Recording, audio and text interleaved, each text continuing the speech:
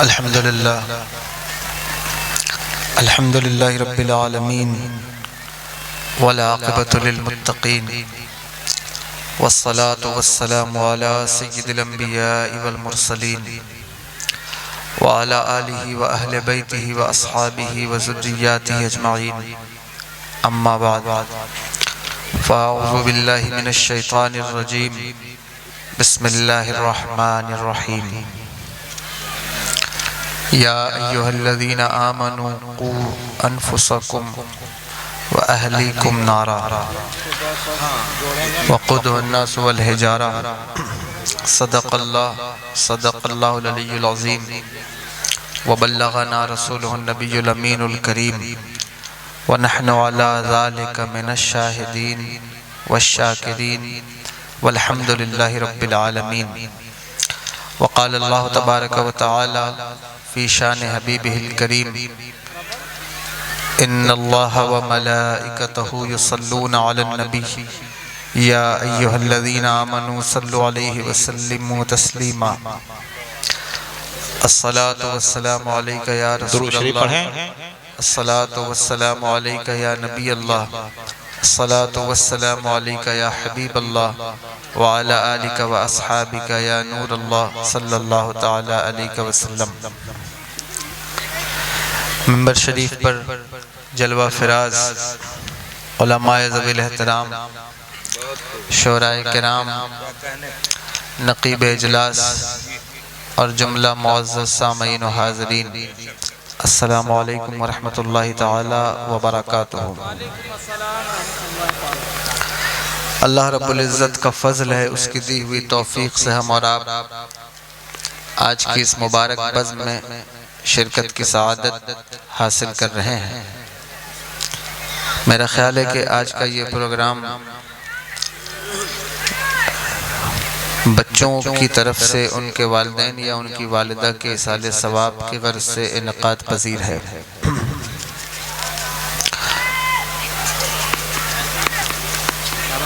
رات کے 1 بج رہے ہیں اور آپ نے جی بھر کر جناب دلبر شاہی صاحب کو سن لیا ہے، اور اس کے بعد شاعر اسلام جناب عظمت رضا صاحب بھاگلپوری، ان کو بھی آپ کو سننا ہے. اور مجھے نہیں پتا کہ آپ مجھے کتنی دیر تک برداشت کریں گے یا کتنی دیر تک آپ سن سکیں گے.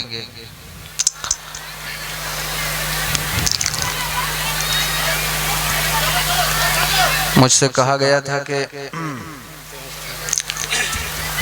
حقوق والدین کے حوالے سے اور علم کے حوالے سے کچھ گفتگو کی جائے، لیکن مسلمانوں سے اس وقت ان دونوں موضوع پر گفتگو کرنا سب سے مشکل کام ہے. پہلا کام یہ کہ ان سے نالج پر بات نہیں کی جا سکتی، علم پر بات نہیں کی جا سکتی، اور دوسری چیز یہ ہے کہ حقوق پر بات نہیں کی جا سکتی، اس لیے کہ یہ دونوں چیزیں ایسی ہیں جن کی طرف اس دور کے اندر مسلمانوں کی بالکل توجہ نہیں ہے. کسی قوم کی زبونحالی اور اس کی پسماندگی کا اس سے بڑا ثبوت اور کیا ہو سکتا ہے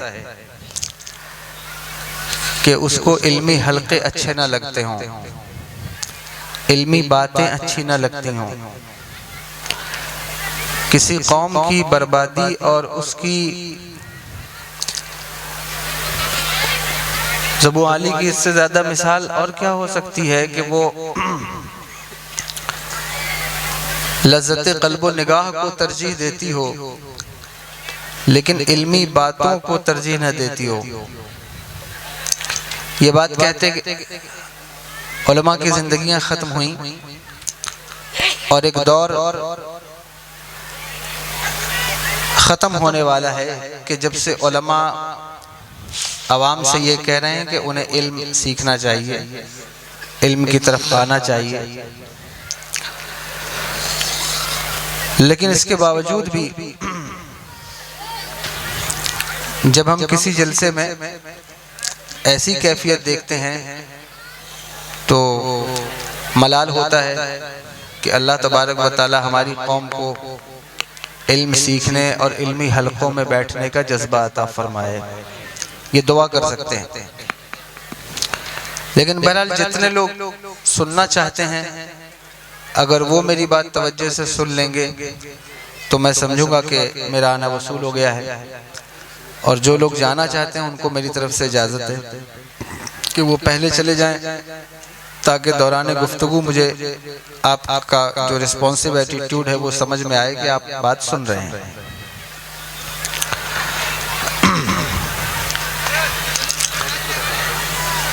اللہ تبارک و تعالی نے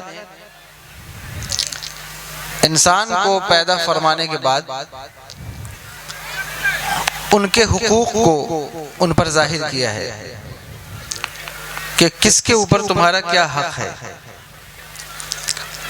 لیکن اس وقت تک آپ کسی کے حق کو سمجھ نہیں سکتے، آپ کا سلوک ان کے ساتھ اچھا نہیں ہو سکتا جب تک کہ آپ اس شخص کی معرفت نہ حاصل کریں، اس کے بارے میں علم نہ حاصل کریں۔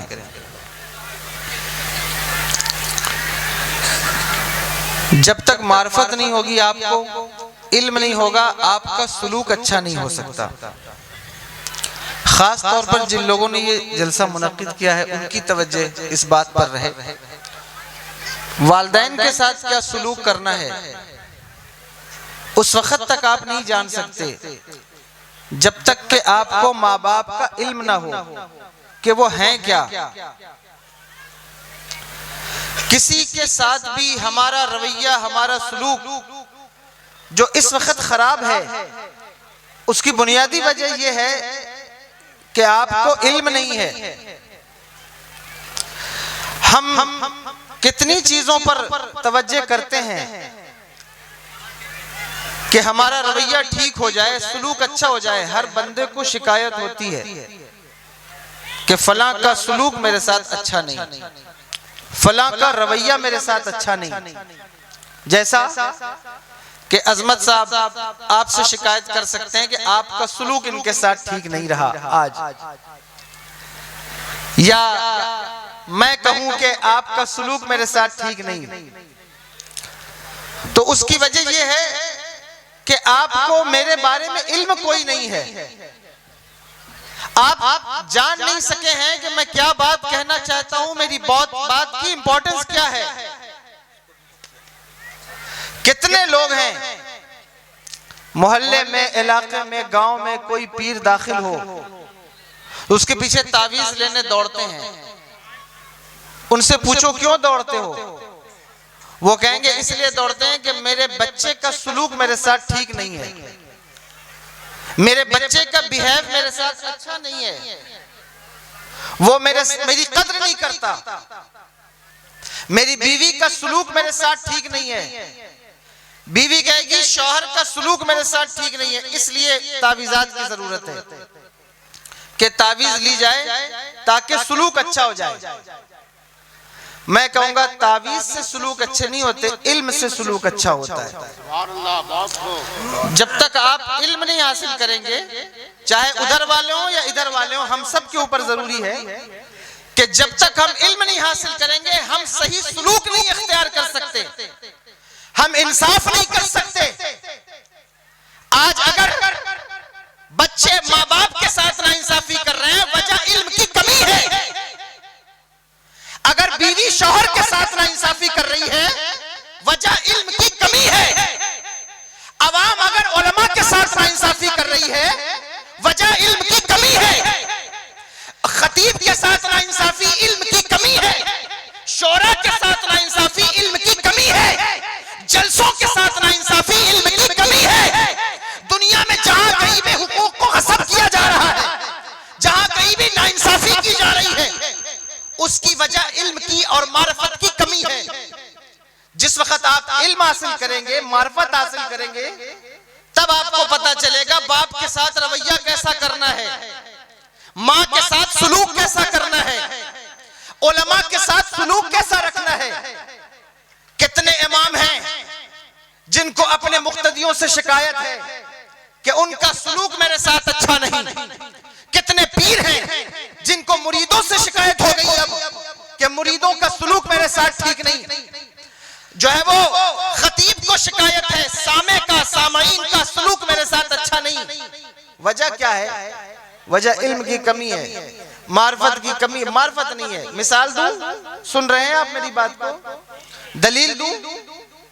یہاں آپ سڑک پر کسی انسان سے آپ کی بائک ٹکرا جائے، سبزی لیتے ہوئے، سودا خریدتے ہوئے آپ کسی سے لڑ جائیں تو آپ اس کا کالر پکڑتے ہیں اور بات ہاتھا پائی تک آ جائے، آپ لڑنے لگیں، دو چار جھاپڑ آپ بھی مار دیں، وہ بھی مار دیں. پھر کوئی دوست آ کر آپ سے کہے کہ تمہیں پتہ نہیں ہے جس سے لڑ رہے ہو وہ پولیس والا ہے، تمہیں معلوم نہیں ہے جس سے ہاتھا پائی کر رہے ہو وہ پولیس کے محکمے کا آدمی ہے، یا کوئی اچھی پوسٹ پر براجمان ہے، تو آپ کہیں گے ارے مجھے تو پتہ ہی نہیں تھا، مجھے تو علم ہی نہیں تھا، اس لیے میں اس سے لڑ گیا، اس لیے میں اس سے ہاتھا پائی پر اتر آیا. اگر مجھے علم ہوتا کہ یہ کون ہے تو میں کبھی اس سے لڑائی نہ کرتا، میں کبھی اس سے جھگڑا مول نہ لیتا. پتہ چلا علم سلوک کو بدل دیتا ہے، معرفت سلوک کو بدل دیتی ہے، اور اگر علم نہ رہا تو سلوک کبھی ٹھیک نہیں ہو سکے گا. یہی وجہ ہے کہ سلوک ٹھیک نہیں ہے معرفت نہ ہونے کی بنیاد پر. کتنے بچے ہیں جو اپنے ماں باپ کو خوش کرنا چاہتے ہیں، وہ فارمیلٹیز کی دنیا میں یا رسمی طور پر ان سے جو کچھ ہو سکتا ہے وہ کرتے ہیں، لیکن ان کو ماں باپ کی عظمت کا علم نہیں ہے.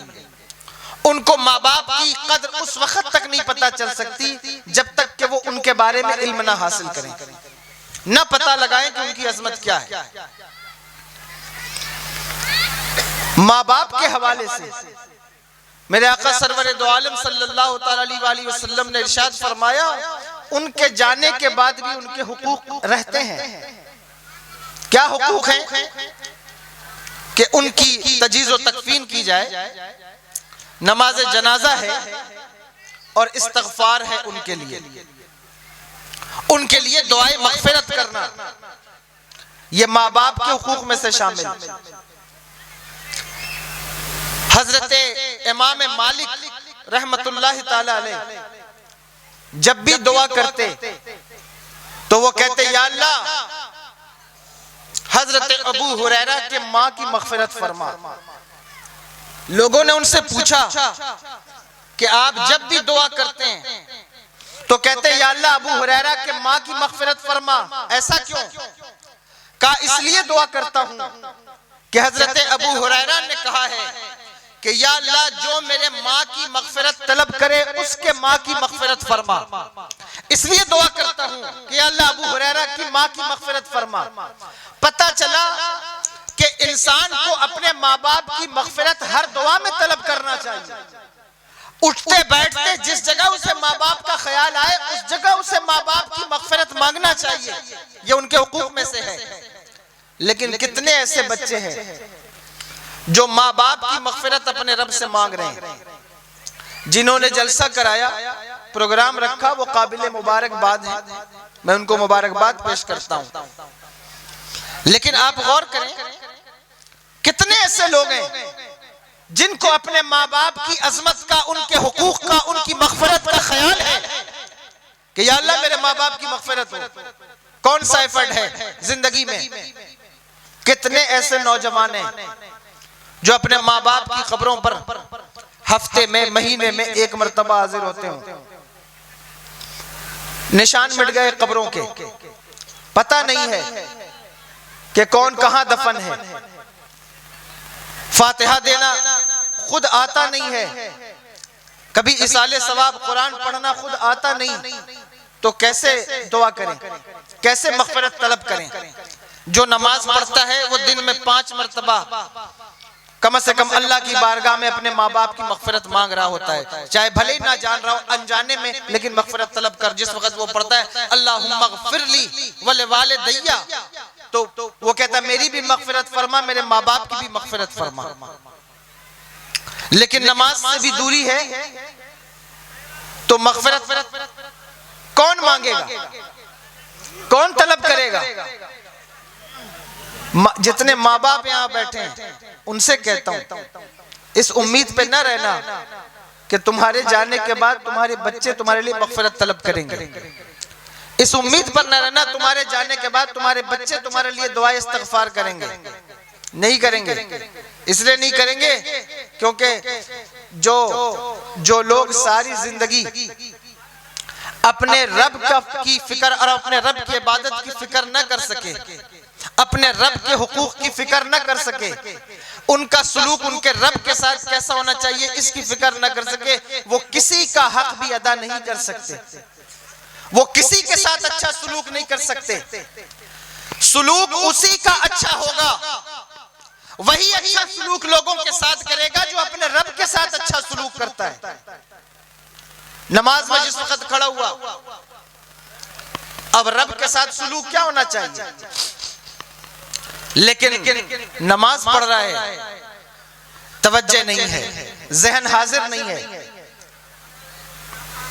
نیت باندھنے کے بعد کوئی سبزی لے رہا ہے, نیت باندھنے کے بعد کوئی گوشت خرید رہا ہے, نیت باندھنے کے بعد کوئی بچی کا رشتہ فٹ کر رہا ہے, پتہ چلا رب کے ساتھ سلوک اچھا نہیں. کیوں؟ اس لیے کہ رب کی معرفت نہیں ہے, پتہ نہیں ہے رب ہے کون.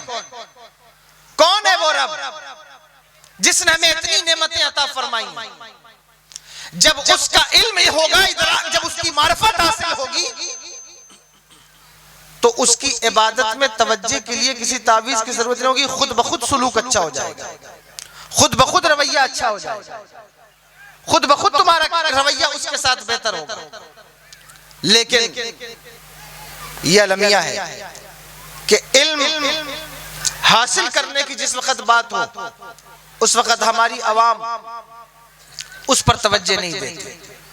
دنیا بھر کے مسائل آپ کے پاس ہیں, یہ وقت جو ہے وہ تقریر کا نہیں ہے. اس رات کے 1:30 بجے یہ بیماری ہمارے اتر پردیش اور بہار میں موجود ہے, ورنہ آپ باہر جائیں دنیا کے بڑے بڑے جلسے رات کے 10 بجے 9:30 بجے اختتام پذیر ہو جاتے ہیں. لیکن یہ ہمارے یہاں ہے, یہ تقریر کا وقت نہیں. نہ میں کوئی اتنا بڑا عالم یا خطیب ہوں کہ میں سارے لوگوں کو گھیر کر کے اپنی بات رکھ سکوں. اللہ کے انبیاء دنیا میں آتے رہے, انہوں نے 9 سال تبلیغ کی, کسی نے 950 سال تبلیغ کی تو 8 لوگ ایمان لائے, 18 لوگ ایمان لائے. تو میری یہ خواہش بھی نہیں ہے کہ جتنے لوگ آئیں وہ سب میری بات سن کر جائیں, لیکن خواہش یہ ہوتی ہے کہ ہر مجمع میں 2 4 10 20 لوگ ایسے ہوتے ہیں جو گفتگو سننے آئے ہوتے ہیں, جن کا مزاج یہ ہوتا ہے کہ ہاں ہمیں تقریر سننا ہے. تو میں انہی لوگوں کو سنانے کے لیے تقریر کر رہا ہوں کہ وہ لوگ میری بات توجہ سے سن لیں گے اور وہ اس سے کچھ فائدہ حاصل کر لیں گے, اس کی وجہ سے مجھے بھی فائدہ ہو جائے گا. بات کیا ہے کہ علمی بات کی جائے, علم کی محفل کھولی جائے, جی نہیں لگے گا.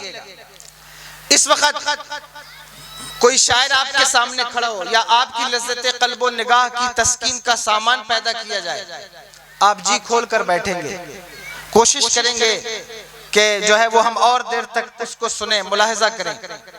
لیکن جب کوئی آپ کی اصلاح کی بات کرے, آپ کو چاہیے کہ آپ پوری توجہ سے اس بات کو. میں نے ایک موٹیویشنل اسپیکر کو سنا, وہ کہہ رہا تھا کہ دنیا میں تعلیم یافتہ بننے کے لیے, دنیا میں ایجوکیٹڈ بننے کے لیے اگر مدرسے جانا ہوتا ہے, کالج جانا ہوتا ہے, یونیورسٹی جانا ہوتا ہے, تو جاہل بننے کے لیے کسی مدرسے میں جانے کی ضرورت نہیں ہے, جاہل بنانے کے لیے الگ سے کوئی کالج نہیں ہے, جاہل بنانے کے لیے الگ سے کوئی یونیورسٹی نہیں ہے. بس مدرسے جانا چھوڑ دو, خود بخود جاہل رہ جاؤ گے. دنیا میں امیر بننے کے لیے اگر محنت کرنا ہے, جدوجہد کرنی ہے, تو غریب بننے کے لیے محنت نہیں کرنا, بس امیر بننے کی کوشش چھوڑ دو, خود بخود غریب بن جاؤ گے. دنیا میں گاڑی کو اگر کسی چڑھان پر چڑھانے کے لیے ایکسلریٹ کرنا ہے, اسے پیچھے لانے کے لیے بیک گیئر نہیں ڈالنا ہے, بس اوپر چڑھانے کی کوشش چھوڑ دو, خود بخود پیچھے آئے گی. اس کی بات سے میں نے یہ بات اخذ کی کہ اگر اچھی محفلوں میں بیٹھنے کی آپ کی عادت نہیں ہے, علمی حلقوں میں بیٹھنے کی آپ کی عادت نہیں ہے تو اس کے لیے آپ کو کوشش کرنا ہوگا، اس کے لیے آپ کو محنت کرنا ہوگا، پتا مارنا ہوگا۔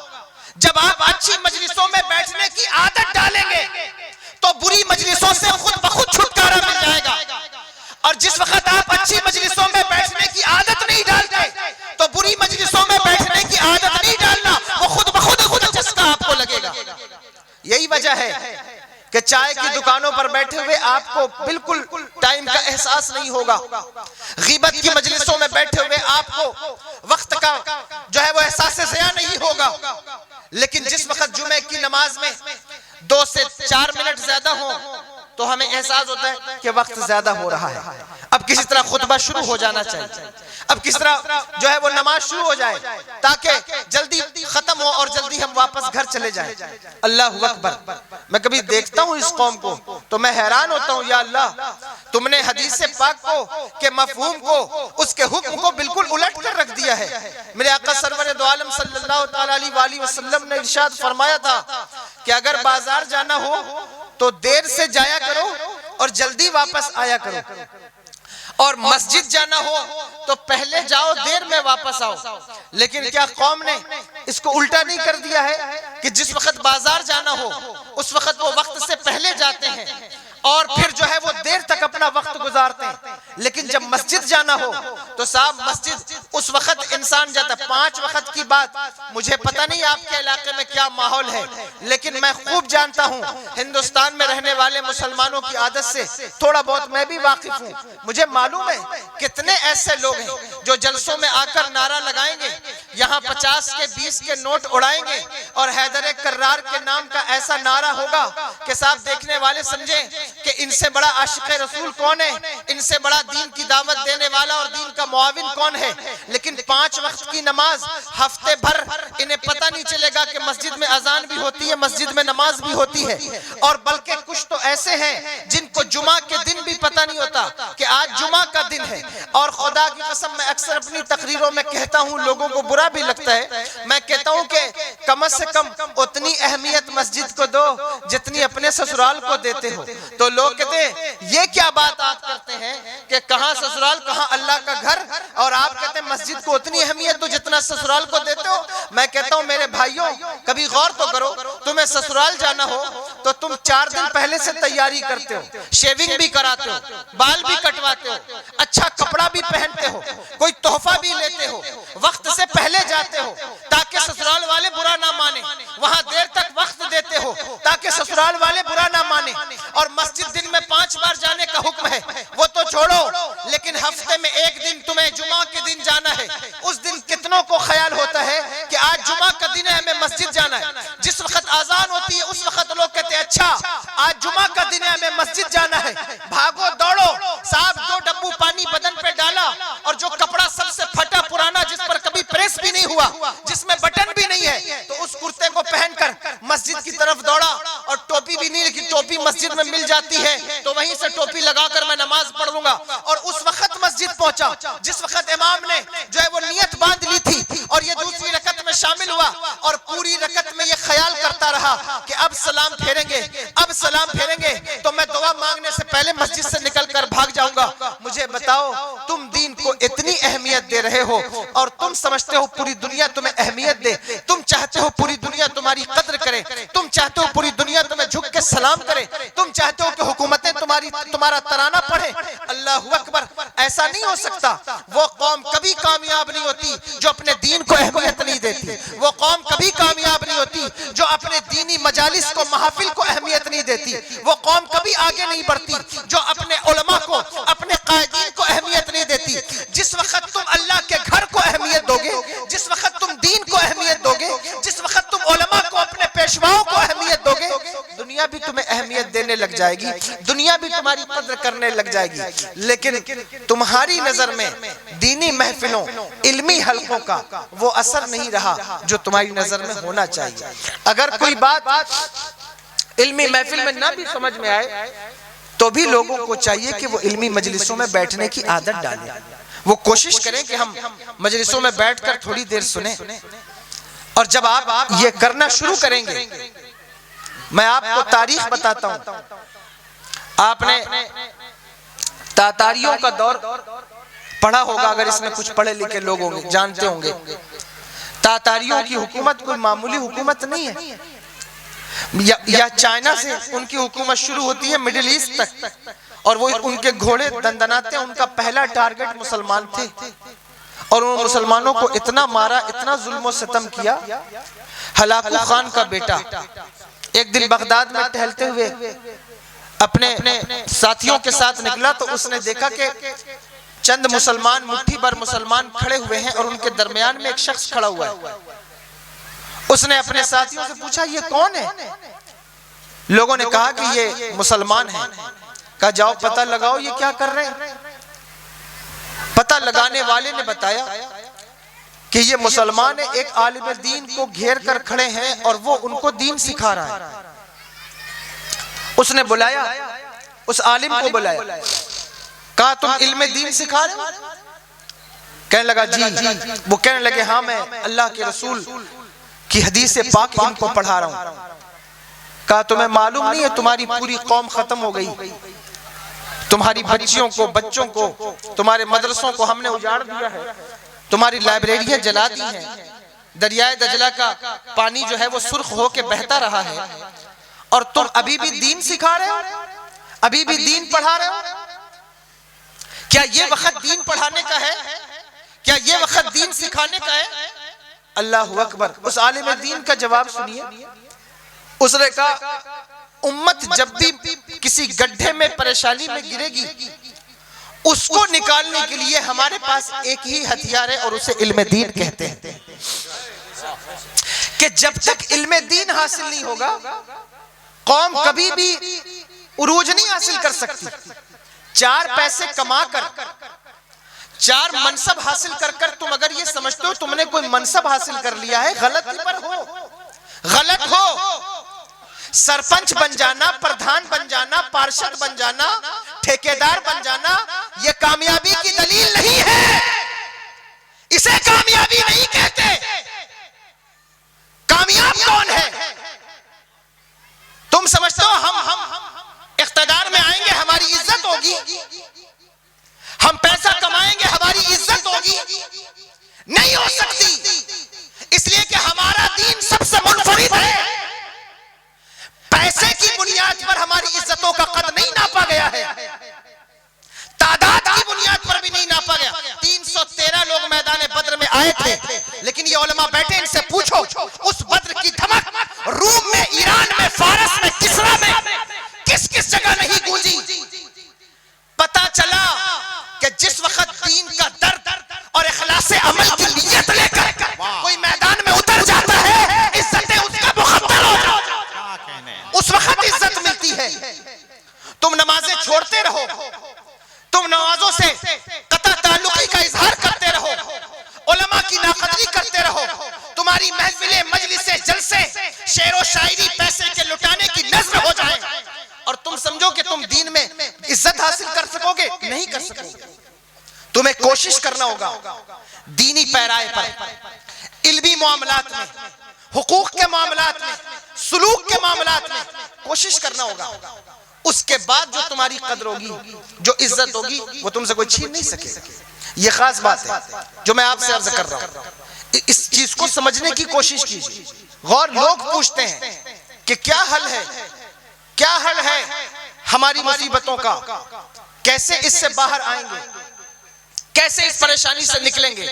آپ جھارکھنڈ میں رہتے ہیں تو آپ امن و امان کا کچھ دور دیکھ رہے ہوں گے، اس لیے آپ شاید میری بات سے وہ تاثر نہ لے سکیں اور آپ میری بات کا اندازہ نہ لگا سکیں. لیکن یاد رکھیے، اس بات کا خیال رکھیے کہ اگر آج تمہارے یہاں سکون ہے، آج تمہارے یہاں امن و امان ہے، تو اس کا فائدہ حاصل کرو، اس کو اپنی ترقی اور بقا کے لیے استعمال کرو، اس کو اپنے بچوں کی تعلیم. اور جو ہو گیا، میں تھوڑی دیر اور بولنا چاہتا ہوں اور بہت معذرت چاہتا ہوں مظفر صاحب قبلہ سے کہ انہوں مجھ سے کہا عظمت والدین پر بولیے، لیکن میں اس طرف ابھی تک آ نہیں سکا ہوں. چند باتیں. سب سے زیادہ جو تمہارے اچھے کردار کا حق جس کو ہے، تمہارے اچھے سلوک کا حق جس کو ہے، وہ کون ہے؟ وہ تمہاری ماں ہے. پیر سے دعا کراتے ہو، علماء سے، اساتذہ سے دعا کراتے ہو، لیکن ماں کی دعا حضور نے فرمایا نبی کی دعا جس طرح امتی کے حق میں قبول ہوتی ہے اس طرح والدین کی دعا بچوں کے حق میں قبول ہوتی ہے۔ کتنا ماں سے دعا کرایا۔ ماں کی عظمت پر ایک بات کہتا ہوں، اس سے تمہیں اندازہ ہوگا۔ حضرت موسیٰ علیہ السلام نے اللہ سے کہا تھا نا ربی ارینی، اے اللہ میں تجھے دیکھنا چاہتا ہوں، کہا تھا، جواب کیا آیا؟ لن ترانی، نہیں دیکھ سکتے۔ لیکن جب بار بار انہوں نے کہا تو کیا جواب آیا؟ فرمایا انظر الی الجبل، موسیٰ پہاڑ کی طرف دیکھو، پہاڑ کی طرف دیکھو۔ اس جگہ حضرت امام رازی نے لکھا ہے، بہت بڑا نام ہے تفسیر کی دنیا میں امام فخر الدین رازی کا، انہوں نے لکھا ہے، کہتے ہیں ایک دن حضرت موسیٰ علیہ السلام کی ماں نے آپ سے کہا اے موسیٰ جب تو پیدا ہوا تو وہ وقت اولاد نرینہ کو قتل کرنے کا وقت تھا، فرعون کی طرف سے حکم تھا کہ جتنی اولاد پیدا اس کو مار دیا جائے، میں نے تجھے صندوق میں بند کر کے بھیج دیا، تو ادھر ہی پلتا رہا، اب تو بڑا ہو گیا، جوان ہو گیا، خوبصورت ہے، میرے دل کی راحت ہے، اے موسیٰ میں چاہتی ہوں تھوڑی دیر میرے پاس بیٹھے، اے موسیٰ میں چاہتی ہوں تھوڑی دیر تو میرے پاس بیٹھ، میں تجھے دیکھنا چاہتی ہوں۔ ماں کی آرزو کیا ہے؟ ماں کیا چاہتی ہے؟ باپ کیا چاہتا ہے؟ اچھی گاڑیاں لا کر دیتے رہو، اچھی سہولتیں فیسیلٹیز پرووائیڈ کر دو، وہ اپنی جگہ ہے، لیکن جس وقت بچہ ماں کے قدموں کے پاس بیٹھ جائے، جس وقت ماں سے کہے ماں میں بہت مصروف ہوں، بزی ہوں، لیکن میں چاہتا ہوں تھوڑی دیر تیرے پاس بیٹھوں، یقین جانو اس وقت اس کے دل کو جو خوشی ہوگی وہ کسی تحفے سے خوشی ہوگی۔ جس وقت باپ سے کہو ابا ساری زندگی آپ نے کام کیا کھلایا، میں چاہتا ہوں تھوڑی دیر آپ کے پاس بیٹھوں، آپ مجھے کوئی نصیحت کریں۔ باپ جاہل ہے، گوار ہے، ان پڑھ ہے، لیکن اس کے باوجود بھی وہ اپنے بچوں کو جو نصیحت کرے گا خدا کی قسم وہ خلوص دل سے کرے گا، اس لیے اس کے پاس بیٹھنا یہ بہت بڑی بات ہے۔ لیکن تم سب کچھ کرتے ہو، بیٹھنا نہیں جانتے، علماء کے پاس نہیں جانتے بیٹھنا۔ میں نے پہلے کہا کہ اچھی جگہ بیٹھنے کی عادت لگانا پڑتا ہے، بری جگہ بیٹھنے کی عادت نہیں لگانی، خود بخود لگ جاتی ہے۔ 24 گھنٹے میں کوئی 15 منٹ کا وقت اپنے ماں کے لیے نکالو، اور نہیں نکال سکتے، دنیا سے چلی گئی ہے ماں تو کم از کم ہفتے میں 40-50 منٹ کا، 30 منٹ کا، 15 منٹ کا وقت ان کی قبر کے لیے نکالو، کہ جس میں بیٹھ کر کے کھڑے ہو کر کے تم ماں کے لیے اِسالِ ثواب کر سکو، ماں کے لیے کوئی فاتحہ پڑھ سکو، ماں کے لیے کوئی تسبیح پڑھ سکو، یہ تمہیں کرنا ہوگا۔ اللہ اکبر کبیرہ کہتی ہے موسیٰ میرے پاس بیٹھا کر، میں تجھے دیکھنا چاہتی ہوں۔ حضرت موسیٰ علیہ السلام اللہ کے نبی ہیں، کوئی بے ادبی نہ کی، توہین نہ کی، اور میں کسی نبی کی توہین نہیں کرتا۔ امام رازی نے لکھا ہے، میری حیثیت ناقل کی ہے، کہتے ہیں حضرت موسیٰ نے کہا اے میری ماں میرے اوپر کارہائے نبوت کی اہم ذمہ داریاں ہیں، مصروف ہوں، دشمنوں کے معاملات ہیں، ماں میں وقت نہیں دے سکتا، لیکن یہ جو پہاڑ ہے نا میں اس کی طرف سے آتا جاتا ہوں، یہ جو پہاڑ ہے میں اس کی طرف سے آتا ہوں، تو جب تجھے دیکھنے کا جی چاہے اس پہاڑ کی طرف دیکھا کر۔ یہ بات قدرت کی خیرت کی ڈائری پہ نوٹ ہو گئی، یہ خاص بات ہے، یہ قدرت کی خیرت کی ڈائری پہ نوٹ ہو گئی کہ موسیٰ تیری ماں کہتی ہے کہ میں تجھے دیکھنا چاہتی ہوں، تو کہتا ہے ماں پہاڑ کی طرف دیکھ۔ موسیٰ جس دن تو کہے گا کہ اے رب میں تجھے دیکھنا چاہتا ہوں تو میں بھی کہوں گا موسیٰ پہاڑ کی طرف دیکھ۔ اللہ اکبر، یہ ماں کی عظمت ہے، اس لیے ماں کے سامنے زبان کھولنے سے پہلے 1000 بار سوچنا ہوگا کہ گفتگو کا پیرایا کیا ہو، گفتگو کی طرز کیا ہو، گفتگو کا طریقہ کیا ہو۔ ایک بچے کو سنا، بچہ کہتا ماں کو، بچیاں کہتی ماں بھونکنا بند کر، تو نہ چلایا کر، تو تو پاگل ہو گئی ہے، تو تو بے وقوف۔ حضور سرور دو عالم صلی اللہ تعالی علیہ وسلم نے ایک سوال مقدر کے جواب میں ارشاد فرمایا، پوچھا قیامت کب آئے گی؟ فرمایا جب ماؤں کو رسوا کیا جائے، جب ماؤں کو ذلیل کیا جائے، جب ماں باپ کی عظمت کے اللہ اکبر ان کی دھجیاں اڑائی جائے، تب قیامت آئے گی۔ کتنے بچے ایسے ہیں جو اپنے ماں باپ کی قدر کر رہے ہیں، کتنے بچے ایسے ہیں جو اپنے ماں باپ کی عزت اور عظمت کے ترانے پڑھ رہے ہیں۔ ماں اور باپ کی عزت اور عظمت وہ چیز ہے جو انسان کو اس دنیا میں بھی کامیاب کرتی ہے اس دنیا میں بھی کامیاب کرتی ہے. دنیا کے جتنے کامیاب ترین لوگ ہیں ان کی تاریخ نکال کر پڑھ لو. میں یہاں بیٹھا ہوں اور مجھے دیکھ کر بتاؤ جتنے کامیاب ترین لوگ ہیں وہ تمہیں ماں باپ کے تقدس کا احترام کرنے والے نظر آئیں گے, وہ تمہیں ماں باپ کی عظمتوں کے ترانے پڑھنے والے نظر آئیں گے. تم دیکھو گے کہ وہ ایسے لوگ ہیں جنہوں نے ماں باپ کی عزتوں کو سر کا تاج بنا کر زندگی میں سفر کیا ہے. اللہ نے انہیں دنیا کی بھی دولت عطا فرمائی ہے, آخرت کی بھی دولت عطا فرمائی. پلٹ کر دیکھو حضور غریب نواز کی زندگی کو, جو کامیابیوں کا سہرا ان کے سر پہ بندھا ہوا ہے. میں ان کی عظمت پر کوئی گفتگو نہیں کر رہا ہوں, لیکن والدین کی عظمت کے باب میں اس بات کو ذکر کرتا ہوں. تمہیں معلوم ہے جس وقت وہ خراسان سے نکل کر کے اس طرف کا انہوں نے سفر, ان کی والدہ نے انہیں بچپن میں کہا تھا اللہ اکبر کبیرہ, جو عظمت کا تاج غریب نواز کے سر پہ سجا ہوا ہے کیا عظمت ہے, کیا شان ہے. شان یہ ہے کہ جہاں جو ہے وہ ہندوستان کا دورہ کرنے والا عیسائی کہتا ہے کہ ہندوستان کی سرزمین پر میں نے ایک قبر کو حکومت کرتے ہوئے دیکھا. اس سے پوچھا کون سی قبر, کہا 5 سال کے لیے گورنمنٹ بنتی ہے ختم ہو جاتی ہے, لیکن علی کا بیٹا اللہ اکبر حسین کا شہزادہ پچھلے 800 سال سے ہند کی سرزمین پر خدمت اور حکومت کر رہا ہے. اس کی حکومت کا تاج کوئی چھین نہیں سکتا. ماں کی دعا نہیں ہے تو بتاؤ پھر اور کیا ہے. جس وقت حضور غوث العظم رضی اللہ تعالیٰ عنہ بغداد کی طرف چلے, اللہ اکبر, آپ کی والدہ نے کیا فرمایا تھا, کہنے لگے ماں میں چاہتا ہوں کہ علم حاصل کروں. 60 سال کی عمر ہے آپ کے والدہ کی, کہا بیٹا جاؤ علم حاصل کرو. 60 سال کی عمر میں ماں سوچتی ہے کہ بیٹا میرے بڑھاپے کا سہارا بنے گا, لیکن 60 سال کی عمر میں فرماتی جاؤ علم حاصل کرو, اور وہ علم کے لیے نکلے. علم اور عظمت والدین ساتھ ساتھ چل رہے ہیں. دیکھو اللہ اکبر کبیرہ, کہتے ہیں ماں میں اب بغداد سے لوٹ کر پتہ نہیں کب آؤں گا. کہتی ہے جاؤ اب ہماری ملاقات حشر کے دن ہوگی, میدان محشر میں ملاقات ہوگی. علم کے لیے. اور پھر حضور غوث العظم رضی اللہ تعالیٰ عنہ کو دعا دی, اے میرے بیٹے اللہ تبارک و تعالیٰ تجھے دین کا معاون بنائے, اللہ تبارک و تعالیٰ تجھے دین کو زندہ کرنے والا بنائے. کیسا زندہ کیا ہے دین کو, کیسا اجاگر کیا ہے دین کو. ایک تقریر کے اندر 50 ہزار یہودی ایمان لاتے ہیں. میں نہیں کہتا, شیخ عبدالحق حجت الحق الحق محدث دہلوی کہتے ہیں کہ ایک محفل کے اندر جس وقت غوث اعظم قرآن کی تفسیر قال کی بیان کرتے, حال کی بیان کرتے, 50 ہزار یہودی ایمان لاتے. بتاؤ یہ عظمت کی بات نہیں ہے, یہ شان کی بات نہیں ہے کہ کسی کے ہاتھ پر 50 ہزار لوگ ایمان لے آئے. یہ کتنی بڑی عظمت کی. حضور غریب نواز کی زندگی پڑھو, ایک کسی نبی کی تاریخ میں بھی مجھے بتاؤ کہ جس نے اعلان نبوت کیا ہو اور ایک وقت کے اندر 90 لاکھ لوگوں نے اس کے ہاتھ پر کلمہ پڑھا ہو. نبی کی توہین کا جملہ نہیں ہے یہ, لیکن مصطفیٰ جان رحمت کے فیضان سے ان کی اولاد کی عظمت کا جملہ ہے کہ ایک وقت میں 90 لاکھ لوگ ہندوستان کی سرزمین پر جس کے ہاتھ پر کلمہ پڑھ رہے ہیں. ماں باپ کی دعا نہیں ہے تو پھر اور کیا. حضرت بایزید بستامی اپنی ماں سے کہتے ہیں ماں میں تیرا حق ادا کروں یا اللہ کا حق ادا کروں, میرا حق اللہ معاف کر دے اپنا حق تاکہ میں رب کا حق ادا کروں. ماں نے کہا ٹھیک ہے بیٹا جاؤ.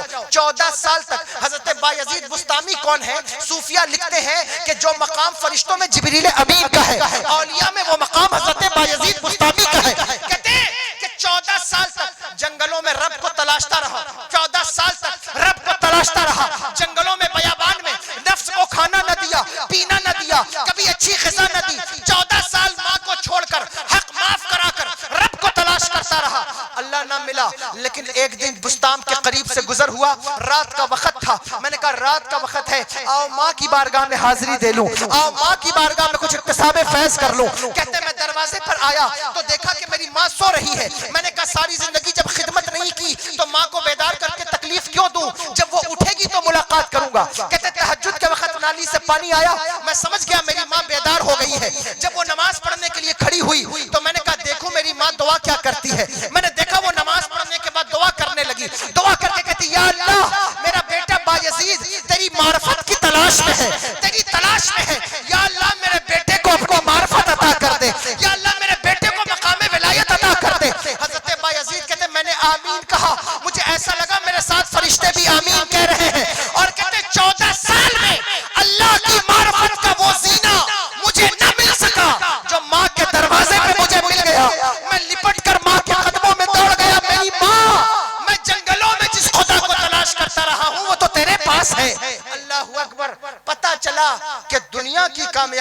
یا آخرت کی کامیابی ماں باپ کی عزت اور عظمت سے لپٹی ہوئی ہے. جس وقت تم ان کا دل خوش کرو گے اللہ تمہیں دنیا میں بھی کامیاب کرے گا, آخرت میں بھی کامیاب کرے گا. لیکن آخری بات اس ضمن میں, جو کہ میں نے بہت کچھ ہو سکتا ہے کھری کھری بات بھی کر دی ہو, اور جب ایسا ہو جاتا ہے تو اکثر میں آپ سے اس کی معافی چاہ لیتا ہوں.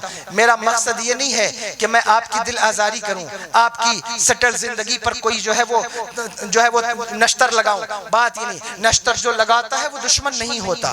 دراصل بات یہ ہے کہ آپ کو اس بات پر غور کرنا ہوگا. یہ عظمت والدین کا باب ہے, اس میں ماں باپ کو خیال کرنا ہوگا کہ وہ اپنے بچوں کے بارے میں کتنے محتاط ہیں. بچے تبھی آپ کے حقوق کو پہچانیں گے جب آپ ان کی اچھی تربیت کریں گے, جب آپ انہیں علمی مجلسوں میں بیٹھنے کا ہنر سکھائیں گے, انہیں فن سکھائیں گے, تو وہ سمجھ جائیں گے کہ ہاں یہ آداب کی مجلسیں ہیں, یہ ادب کی محفلیں ہیں. جس وقت آپ ان چیزوں کا خیال نہیں کریں گے آپ کے بچے آپ سے 4 قدم آگے بڑھ کے اس کام کو انجام دیں گے. جو لوگ چاہتے ہیں کہ ان کے بچے سویلائزڈ ہوں, مہذب ہوں, اچھے سویلینز بنے, ان کو چاہیے کہ وہ اپنے بچوں کو علم دین دیں. اگر وہ علم دین نہیں دیں گے ان کا سلوک دنیا کے ساتھ اچھا نہیں ہو سکتا, اچھا رویہ وہ اختیار نہیں کر سکتے. اس لیے ماں باپ کی ذمہ داری بھی ہے کہ وہ اپنے بچوں کو علم دین دیں اور انہیں جہنم کی آگ سے بچائیں. جو آیت میں نے پڑھی ہے, یا ایھا الذین آمنوا قوا انفسکم واہلیکم, اے ایمان والوں خود کو بھی اور اپنے گھر والوں, اپنے بال بچوں کو بھی بچاؤ جہنم کی آگ سے. وہ جہنم کی آگ جس کا جلاؤ, جس کا ایندھن پتھر بھی ہے. اللہ اکبر. آپ کو اپنے بچوں کا خیال, اپنی بچیوں کا خیال کرنا ہوگا. اگر بچیاں بے بہرہ ہو رہی ہیں, ان کے قدم گھر سے باہر نکل رہے ہیں, تو یہ دینی تعلیم کی کمی ہے. آپ کے ہاں بہار سے, جھارکھنڈ سے, ایم پی ہو, کوئی بھی اسٹیٹ ہو, میں دیکھتا ہوں تصویریں سامنے آتی, وقت ہو رہا ہے میں ختم کے قریب ہوں, تصویریں سامنے آتی ہیں, فلاں کی بچی فلاں کے ساتھ چلی, فلاں کی بچی فلاں کے ساتھ نکل گئی. کیا حل ہے تمہارے پاس اس کا, کیا طریقہ ہے تمہارے پاس اس کا؟ میں تمہیں ایک طریقہ بتاتا ہوں اور وہ علم دین ہے. جس وقت تم شریعت مصطفیٰ اپنی بچیوں کو پڑھاؤ گے, ان کا حق ہے پڑھنے کا, ان کا حق ہے سننے کا. یہ مائیں جو یہاں بیٹھی, یہ بہنیں جو یہاں بیٹھی, ان سے کہتا ہوں ماؤں تم اپنا کردار سوارو, تم اپنا کردار سدھارو. تعویذ تمہاری بچیوں کو گھر سے باہر نکلنے سے نہیں روک سکے گی, تمہارا کردار ان کو گھر سے باہر نکلنے سے روکے گا, تمہارا کردار انہیں بے بہرا اور بیہودہ ہونے سے روکے گا.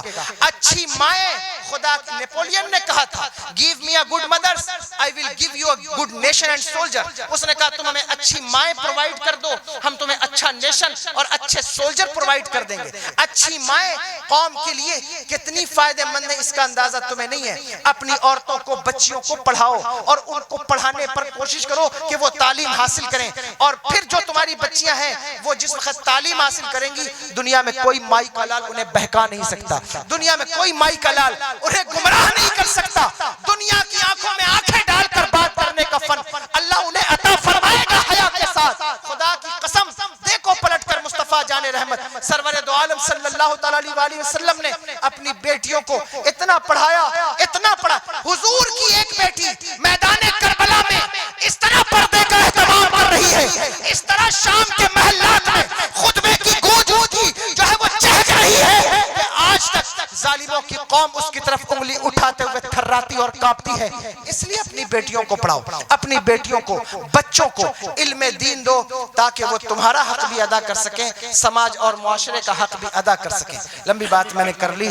اللہ تبارک و تعالیٰ سے دعا ہے کہ کوئی سخت جملہ کسی کے دل پہ لگ گیا ہو, میں معافی چاہتا ہوں, آپ مجھے معاف فرمائیں, اور اللہ تبارک و تعالیٰ مجھے بھی آپ سب کو بھی عمل کی توفیق عطا فرمائے. آخری بات یہ ہے کہ علم اور کردار یہ دو چیزیں ایسی ہیں جو آپ کو کامیابی کی طرف لے جائیں گی, ترقی کی طرف لے جائیں گی, بقا کی طرف لے جائیں گی.